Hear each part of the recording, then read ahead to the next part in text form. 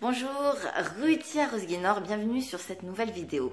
Aujourd'hui, j'avais envie de vous proposer des exercices pratiques parce que on en voit plein des vidéos sur comment lâcher prise, comment aller de mieux en mieux, comment être plus performant, comment.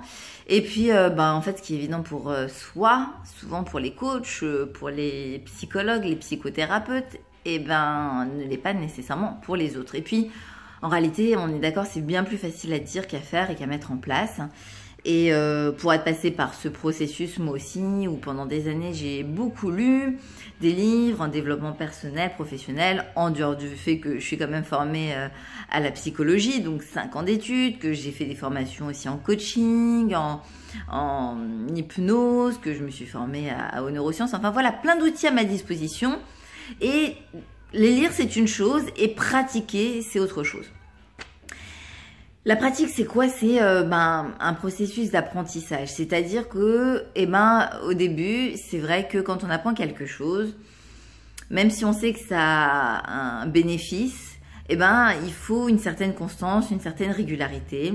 Ça demande de l'attention, de la concentration, de l'énergie. Pourquoi? Parce qu'on a nos propres habitudes et que là, il faut remettre en place des nouveaux changements, une nouvelle organisation et des automatismes. Mais avec le temps, la pratique, elle devient plus aisée, plus facile. Je fais souvent la métaphore du jardin. Vous voyez, c'est comme si on se disait que tous les jours, je décide de faire pousser un beau jardin. Eh bien, je plante des graines et puis j'arrose. Au début, les résultats, ils sont pas visibles. Ils sont pas apparents. Et c'est vrai que très vite, comme nous, on aime voir les résultats et qu'on aime voir concrètement, ce qu'on met en place, c'est vrai que l'invisible, il peut être long à assumer. Et puis par contre, j'ai planté des graines, ça pousse pas encore. En revanche, les mauvaises herbes, elles se manifestent sans que j'ai rien à faire, ça pousse tout seul. Donc, la balance fait que je suis frustrée parce que je vois que les graines que j'ai plantées ne poussent pas encore. Par contre, la mauvaise herbe, elle pousse. Donc, c'est extraordinaire. On n'a rien à faire pour récolter du négatif. Alors que le positif, il faut vraiment mettre du cœur à l'ouvrage. Et bien justement, à propos de cœur, allons-y. Vous savez, dans nos décisions, dans nos actions, on est influencé par nos 3 cerveaux. On en parle de plus en plus aujourd'hui grâce à l'apport des neurosciences. Notre cerveau, qui se trouve dans le boîte crânienne, notre cœur, et puis tout ce qui est au niveau du ventre.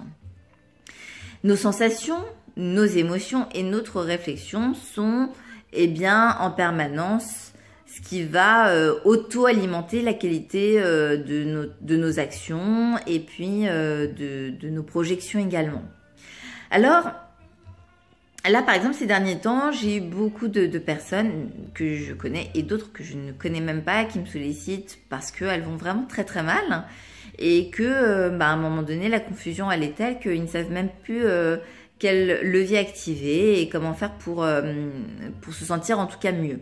L'idée, c'est de neutraliser les émotions qui sont négatives et qui nous parasitent. Et quand je dis les émotions, ce sont aussi les sensations comme la boule à la gorge, des palpitations, le cœur qui se resserre, des papillons dans le ventre. Quand je dis des papillons dans le ventre, c'est-à-dire le ventre, l'estomac noué, enfin voilà, le diaphragme aussi très serré. Toutes ces sensations qui sont tellement inconfortables qu'elles nous bloquent aussi dans notre réflexion, notre capacité à trouver des solutions. Et puis qui vont aussi entraîner des émotions comme la peur, l'anxiété, l'angoisse, l'incertitude, l'appréhension, des choses qui vont s'auto-alimenter. Quand on ne se sent pas bien, tout prend des proportions démesurées en fait. Tout se télescope et on ne va pas réfléchir de la même façon.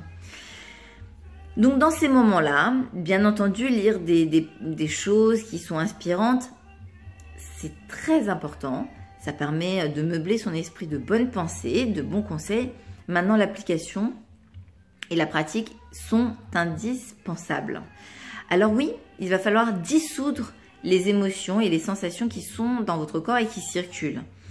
On se lève le matin, je vous donne un exemple, on se lève le matin avec une boule au ventre, une angoisse, la peur Et donc du coup, on va continuer la journée et ça va être nos actions, notre rapport à l'autre va être influencé aussi par ces sensations et par ces émotions.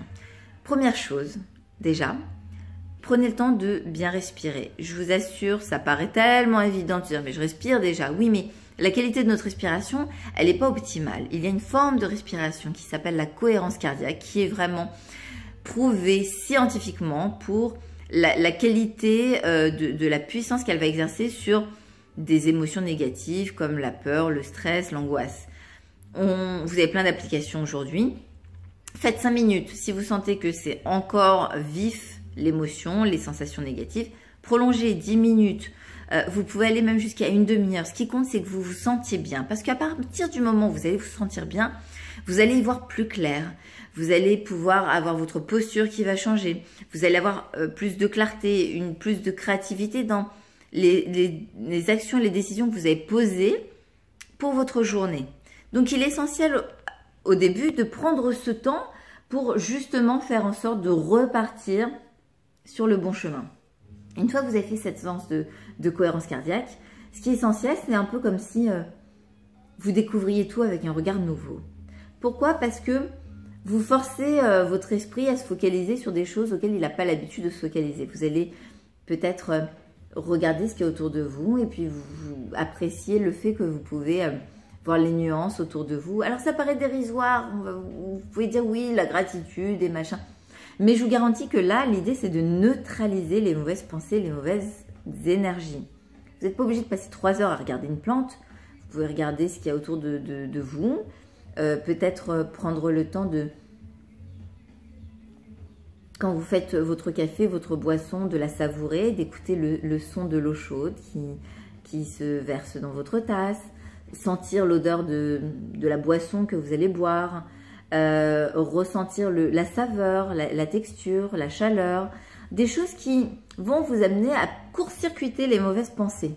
Donc ça, c'est très puissant en fait, ça veut tout dire et rien dire, avoir la gratitude. C'est beaucoup plus puissant quand on conscientise les choses. Et je vous explique pourquoi exactement à ce moment-là. C'est-à-dire que quand vous allez vous poser pour apprécier votre café, à ce moment-là, vous pensez à ça et puis votre cerveau, il passe à autre chose. C'est-à-dire qu'il commence à évacuer progressivement les pensées parasites comme les angoisses et les peurs. Ensuite, troisième chose, agissez sur votre corps. Le corps, la posture du corps, le mouvement sont aussi très puissants. Allez chercher une musique qui vous fait vous sentir vraiment très très bien. J'ai mis du temps à trouver vraiment le morceau, moi, qui me faisait sentir incroyablement bien. J'ai découvert que c'était un morceau de zouk.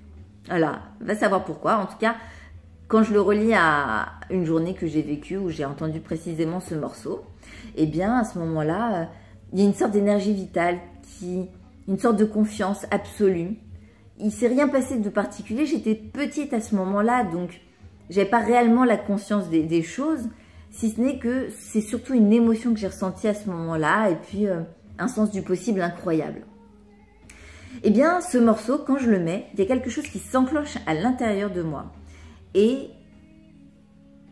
quelque part, ça commence à circuler de mieux en mieux. Ça évacue la mauvaise angoisse, les mauvaises sensations surtout, parce qu'il n'y a pas de... Est-ce qu'il y a une bonne angoisse? Je ne sais pas. Peut-être ce qui nous permet d'éviter les dangers, puisqu'on est programmé comme ça. Hein. Je ne sais pas. En tout cas, elles veulent forcément nous signifier quelque chose, nos émotions et nos angoisses. Et donc, je me mets en mouvement. Je saute, je danse, je mets la musique vraiment fort pour que ça occupe tout l'espace et que vraiment, ça me fasse me sentir vraiment bien. Et je me mets à sauter, à danser, à lever les bras en l'air, vous savez, comme ce signe de victoire. Pourquoi? Parce que le cerveau ne fait pas la différence entre une expérience réelle et une expérience vécue. Imaginez, j'y arrive. Donc, le fait est que vous allez voir que naturellement, si vous observez les personnes qui ont réussi à faire quelque chose, un enfant qui a réussi à faire quelque chose, un dirigeant qui a obtenu des bons résultats, instinctivement, on va lever les bras en l'air. C'est le symbole de la victoire et c'est quelque chose qui fait amplifier ce sentiment de satisfaction, de fierté, de confiance, de possible. Ce sont des éléments vraiment très puissants. C'est la meilleure façon pour court-circuiter, en tout cas neutraliser les mauvaises pensées, les mauvaises émotions. Ce que je vous dis là, ça ne vient pas se substituer à un accompagnement. Tout dépend de la situation dans laquelle vous êtes. Si vous êtes vraiment plongé dans un état de déprime qui dure, qui vous empêche d'y voir plus clair, consultez un psychothérapeute, consultez un coach de vie, vous avez du mal à vous projeter professionnellement. Il y a plein de prestations aujourd'hui qui sont à votre disposition et qui vont vous permettre d'y voir plus clair. Ce matin, j'ai changé sur une de mes pages sur les 3 cerveaux. Et une personne me disait, mais quand les 3 cerveaux ont du mal à communiquer, un 4e cerveau est pas mal. Et le 4e cerveau, c'est une personne à l'extérieur qui peut aussi vous aider à voir plus clair parce que des fois, pour soi, on n'a pas la même visibilité. On peut être dans une pièce et la personne qu'on voit le moins, c'est soi-même, un peu comme les lunettes qu'on a au bout de son nez. Donc voilà le message que j'avais envie de vous communiquer parce que ces derniers temps, j'ai reçu trop de messages qui m'ont donné envie de faire cette vidéo et de vous donner des outils pratiques, sortir de la théorie, aller plus vers du pratique et du concret. Respirez. Posez votre regard sur des choses que vous n'avez plus l'habitude de voir parce que ça fait partie de votre quotidien. Mettez-vous en mouvement, écoutez une musique qui vous fait vous sentir bien. La musique, elle véhicule des bonnes émotions à l'intérieur de nous. Et mettez-vous en mouvement parce que votre corps, il véhicule aussi à votre esprit et à vos émotions plein de messages. Je vais continuer ces vidéos pour passer de la théorie et la pratique. Et puis, vous, dites-moi, faites ces exercices et puis renvoyez-moi ce que ça a pu vous apporter.